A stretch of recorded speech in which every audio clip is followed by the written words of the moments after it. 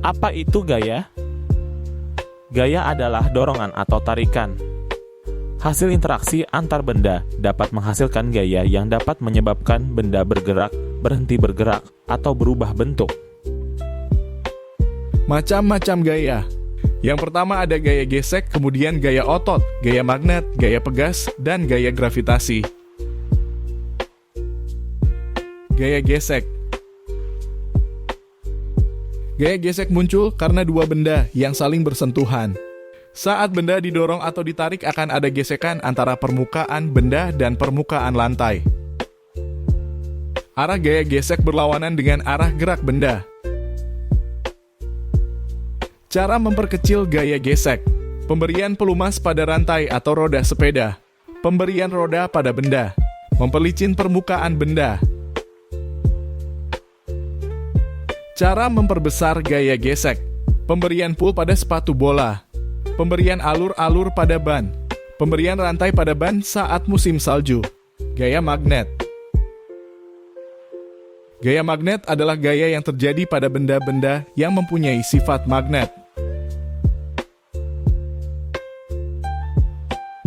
Magnet mempunyai dua kutub, yaitu kutub selatan dan kutub utara. Interaksi yang terjadi akibat gaya magnet ada dua, yaitu tarik-menarik dan tolak-menolak. Tarik-menarik terjadi apabila dua kutub yang berbeda didekatkan. Sedangkan tolak-menolak terjadi apabila dua kutub yang sama didekatkan. Benda yang dapat ditarik magnet. Ada besi, nikel, dan kobalt. Adapun benda yang tidak dapat ditarik oleh magnet, contohnya plastik, kayu, dan juga emas.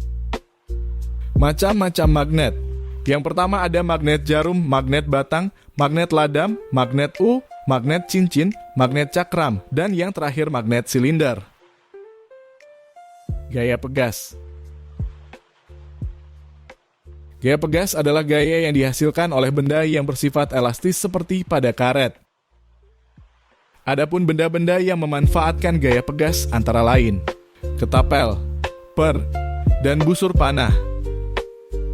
Beberapa kegiatan yang memanfaatkan gaya pegas antara lain memanah, bermain trampolin, bermain ketapel.